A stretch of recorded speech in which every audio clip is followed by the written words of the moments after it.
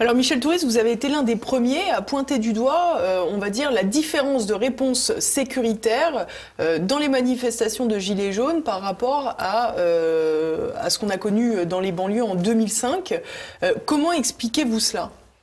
Tout simplement, comme je vous le disais en préambule de notre entretien, le maintien de l'ordre, c'est une question éminemment politique, puisqu'elle est décidée par les préfets qui eux-mêmes reçoivent leurs ordres du ministre de l'Intérieur, et ce ministre n'est pas neutre, il incarne une majorité, il incarne une ligne politique.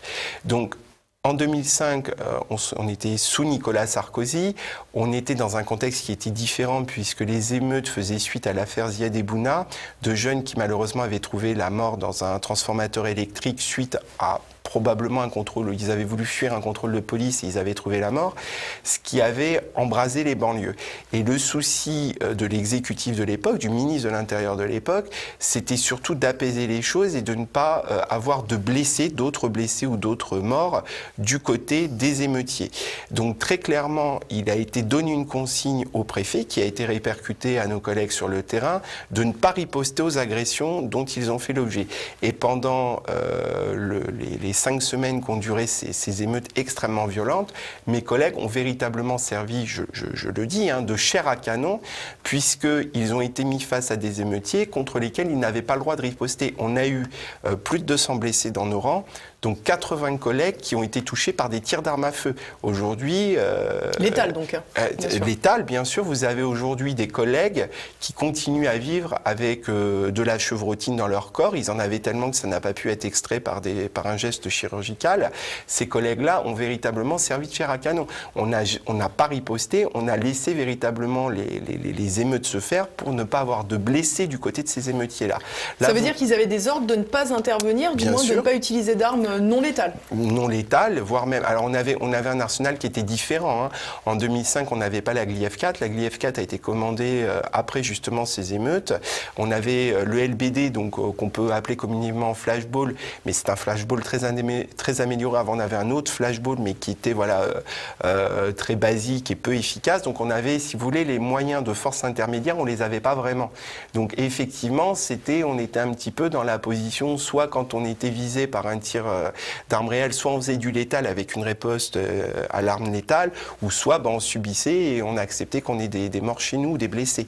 Donc on s'est retrouvé dans cette situation-là. Aujourd'hui, ces moyens de force intermédiaires-là, ils n'avaient pas été commandés en prévision des Gilets jaunes, puisque sous Sarkozy, on pensait même, Sarkozy voulait supprimer les compagnies républicaines de sécurité et arrêter le maintien de l'ordre, puisqu'il jugeait ça plus utile, et pour lui, le seul problème de sécurité qu'on avait en France, c'était les quartiers.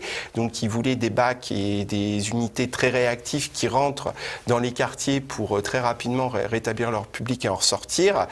On était dans un contexte très différent. Donc ces armes de force intermédiaire qui étaient destinées pour le maintien de l'ordre dans les quartiers a finalement aujourd'hui été utilisée pour des manifestations à caractère social contre les Gilets jaunes.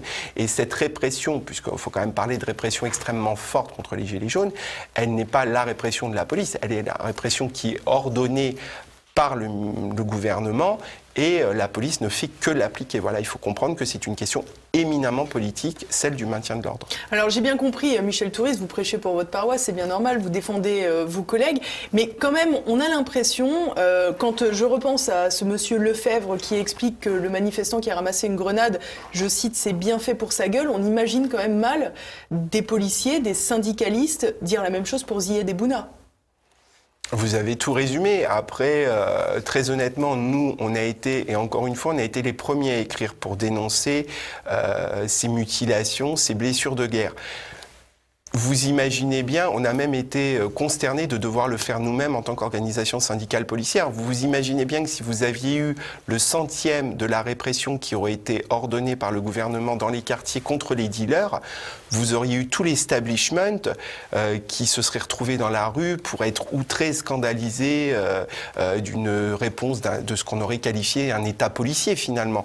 Quand il s'agit des Gilets jaunes, là étonnamment, effectivement, personne ne s'est réellement mobilisé ou n'a dénoncer, nous, des faits qui sont encore pour nous graves, puisqu'ils portent atteinte, si vous voulez, directement à l'image de la police et au rapport qu'on entretient avec la population. Aujourd'hui, nous, notre démarche, elle n'est pas neutre. Quand on fait ce type de démarche et qu'on demande plus de proportionnalité dans la réponse, c'est aussi parce que derrière, ce gouvernement finira par partir. Il y aura un turnover comme dans toute société démocratique, mais la police, elle va rester. Et aujourd'hui, le traumatisme qui est en train de s'établir entre la population et la police, de par ces ordres extrêmement répressifs qui nous sont donnés, nous, ça va nous poursuivre pendant des années. Et c'est notre rôle et tout notre honneur en tant qu'organisation syndicale d'essayer de proposer une sortie de crise et une proportionnalité entre le maintien de l'ordre et la répression et la réponse policière.